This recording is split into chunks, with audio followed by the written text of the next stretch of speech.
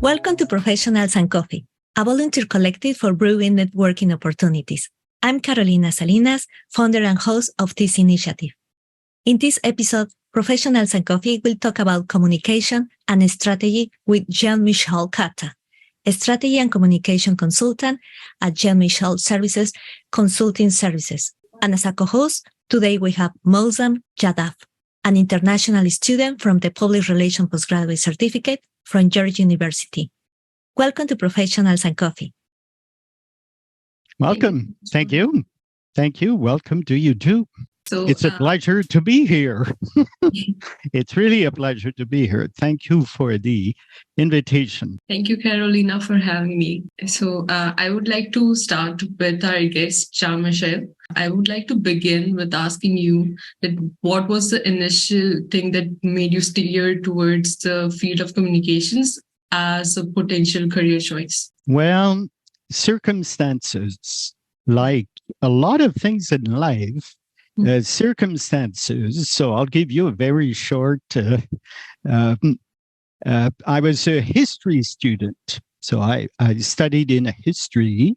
I did a master's degree, a bachelor's degree, then a master's degree at the University of Ottawa.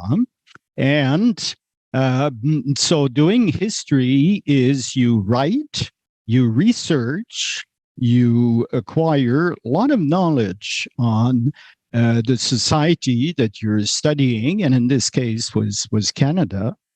And during my my university, particularly at the master's degree, I had the opportunity to teach, and I loved it.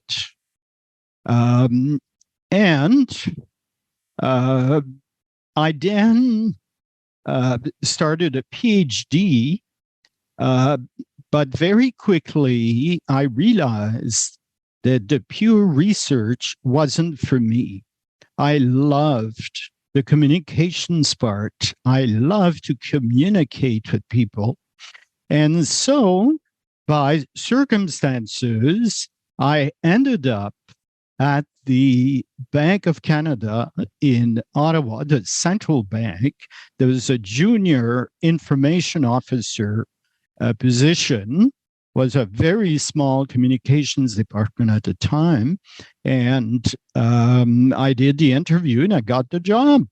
And that's where it all started. So from history to communication, but along the way, it's all linked. It's because throughout my career, I used the skills that I acquired, the research, the analytical, the writing, also being curious about the world, about what's happening in the society that I live in. And these are skills that are great from a communications perspective. They're also very useful in all kinds of activities as well, but particularly I think in communications anyway, from my perspective.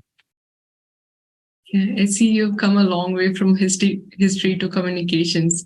So I would like to ask, what are some of the challenges that you faced, and what were some of the changes you had to implement to overcome as a professional?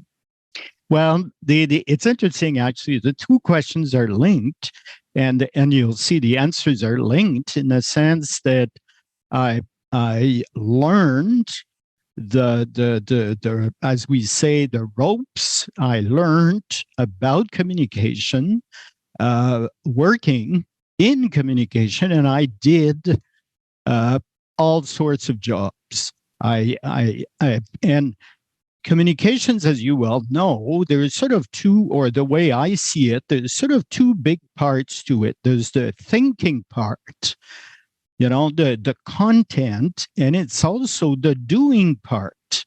because you may have a great communication strategy, but if you don't have the skills to implement it, then what's the use of a good strategy? So I did both sides of the communications field. I was lucky enough.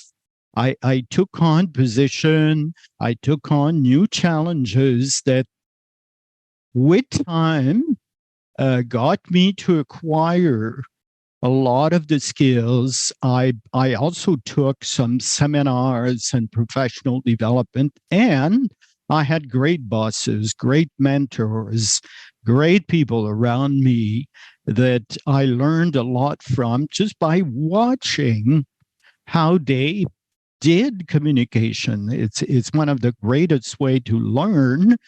It's, of course, being in the job, but also watching and learning from the people around you, colleagues, but also senior people or other people. It's a tremendous way to learn. I'm not saying that studies are not important. On the contrary, but the best combination is obviously combination of studies, but also the what you could call the field work or work experience. And the more varied that work experience can be, the better. So that's what I did. I totally agree with you, Jean Michel. Yeah, sometimes, for instance, the employers at first sight on a resume, they directly go to see experience instead sometimes of the studies of universities or colleges. Now, my next question for you is, what are some of the technical and soft skills a strategy communicator and consultant should harbor in their daily professional work? Okay, it's a good question. I came up with 4 things that I believe are very key. And of course, it's linked to my professional experience, so somebody else may have other factors. But the first is being a good listener, being able to listen to, and I'll call it the client, the person, the organization that is requiring communication strategies or other things related to communication, is being able to really listen to what the client wants or thinks that he or she wants. So being a very good listener.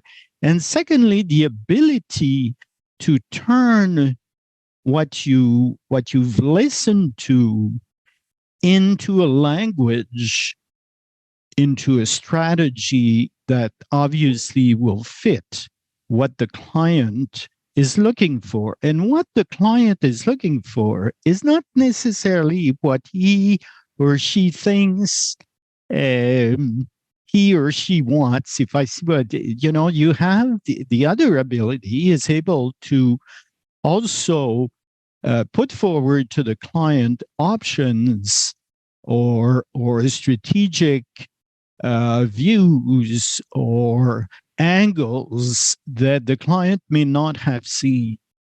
And so, the ability to speak, an expression that is often used is speak truth to power, or speak truth to your client, to tell the client, well, actually, what you're after is not necessarily that. You should be looking at this other option.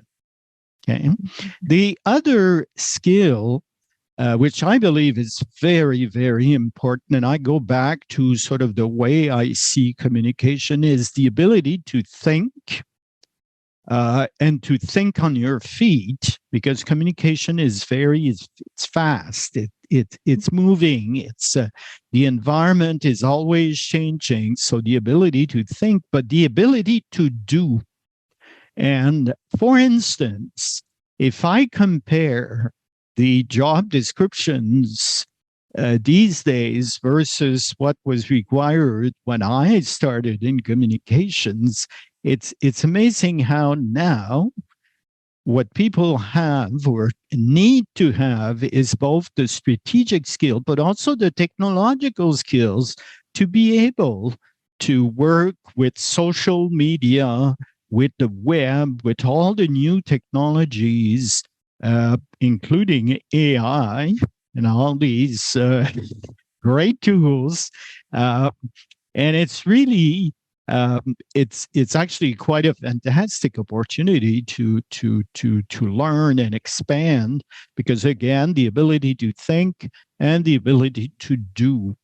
And to sum up, actually, the ability to think outside the box, that to think, to put forward ideas that are kind of grounded in your thinking, but is also taking your client elsewhere or a step forward, or will help the client achieve what he or she wants through your advice and the work that you'll be able to provide to this client.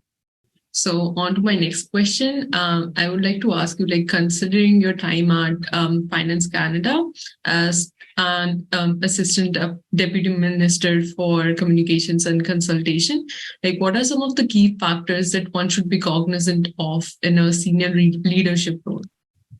It is the people. It's the team. And I know it sounds a bit like a cliche, the team, the people, but it's so true, because everything you do, everything you achieve, you can do a lot by yourself, of course, but you can do so much more with the team. And it's all about the people. It's all about the people that are around you, that have the skills and the knowledge, because you cannot master all these different sort of approaches, technique, tools, even strategically.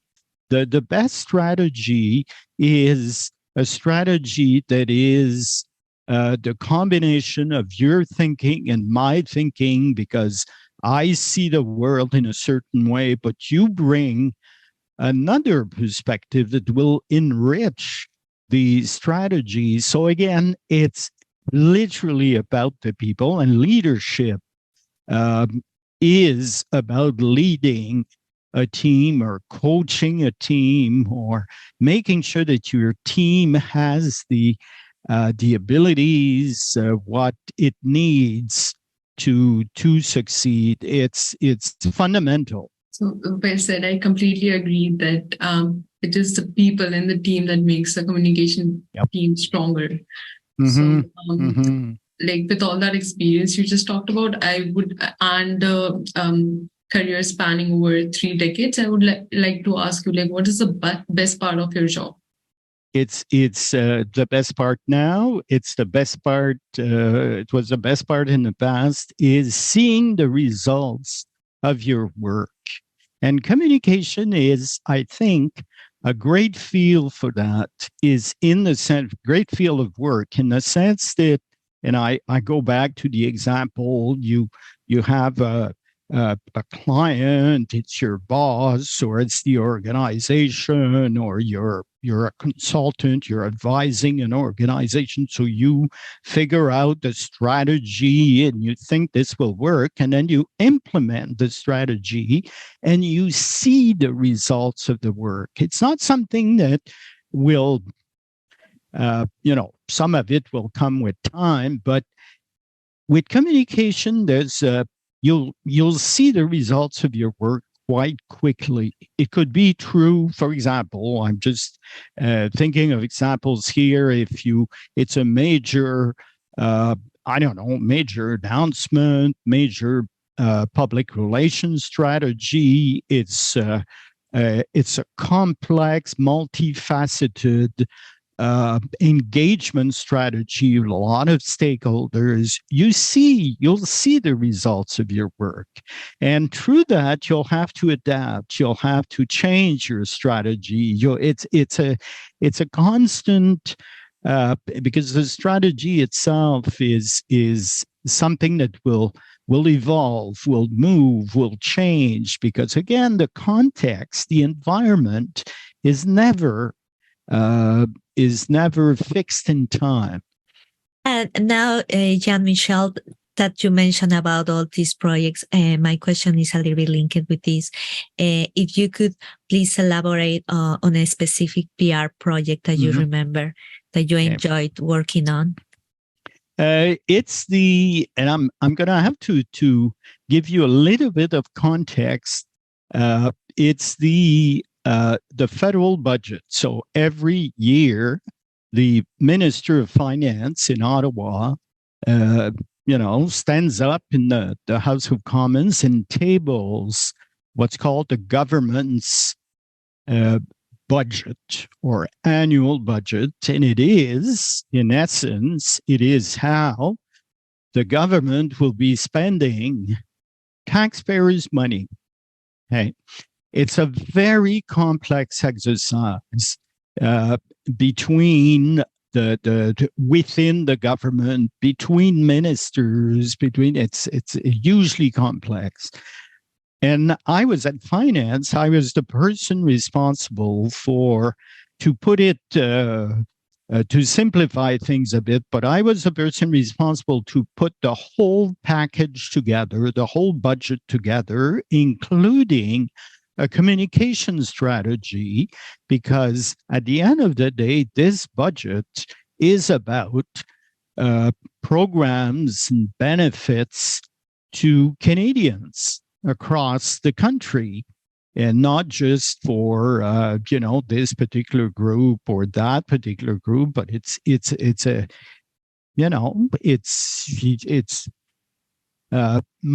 most of the budgets were something like 400 pages long, with lots of initiatives and programs and things. And then from a communications perspective was how to communicate this amount of information, or what should be the focus of the communication budget strategy. And then once the budget is stable, ministers will go across the country and sell the budget.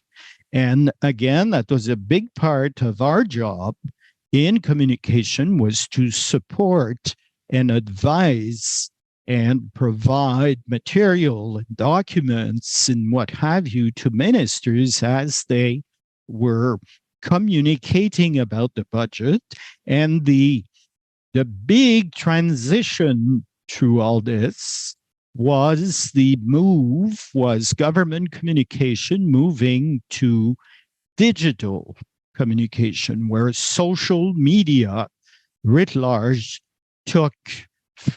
was front and center, which wasn't the case 10 or 15 years ago, certainly not 15 years ago. So it was a fascinating exercise to be part of. And the question, of course, was how best to reach these different groups of people that do not necessarily consume information the same way. Definitely sounds very fascinating. So with all of this, there's always things that don't always go according to plan. So what are some of the communications shortcomings that you face with the clients, the media, or the audience? It's a very good question. As a communicator and as a leader, you always negotiate with people. You negotiate with clients, you negotiate with your team, you negotiate with colleagues, with superiors, vertically, horizontally, all the time. And it's a part of the job I was always fascinated by, how to negotiate, and there are indeed professional negotiators, people that are engaged in huge, trade agreements between countries or in labor relations, labor conflicts and strikes, and all of this anyway, it's an area that I've always been fascinated with, but I never was never able to take either I say a master class, something really sort of interesting and kind of deep, a bit of a deep dive into that whole area of work. Do you have any advice for future PR professionals aspiring to break into the industry? It's the ability to experience, the ability to always take on new challenges, always be curious about the world, about the work, and seize the opportunities. And I know it may sound a little bit cliche and, it's kind of easy to do. It's not that easy to do, but it's sometimes and I'm like this too. I mean, it's always trying to get out of your comfort zone. You're comfortable doing certain things and you're very good at, and that's very good. But there are opportunities that come up sometimes that will take you in other directions, but you're still using your skills, but you're building on your skills and you're expanding your scope. Indeed. So last but not the least, if you had to go around your career path and change one thing about it, what would it be? One thing that I would have done differently, at some points, maybe I could have seized the opportunity to even try something else or go into another field of work, but still using my skills or develop new skills. It'd be inspiring to hear. And is there anything else you would like to add to this coffee chat? No, I think I've said I've said my piece. It's again, it's a great field. Thank you so much, Jean Michel, for lending us a little bit of your time and for teaching us more about the strategy and communication and for sharing your expertise. And last but not least, thank you, Mausam, for hosting this coffee chat with Professionals and Coffee. I would like to know if you would like to share with our audience some social media networks where we can find you. I don't know, LinkedIn or Twitter. I'm on LinkedIn, so it's under my name. It's very easy to find, Jean Michel Catta, and you'll find me. The same for Facebook. Facebook is under my name. You just type in my name and you'll find me. So it's very it's very easy, and I welcome absolutely. If people are interested, please do. Thank you. Thank you, everyone. Everything we do here works because of you guys. Don't forget to subscribe to our YouTube and podcast channels and join our social media networks. Clicking the link in the description below this video or this podcast. And please join us to do your own virtual coffee chat as Mausam did today. I hope you enjoyed our discussion and learned a lot about strategy and communications. Thank you.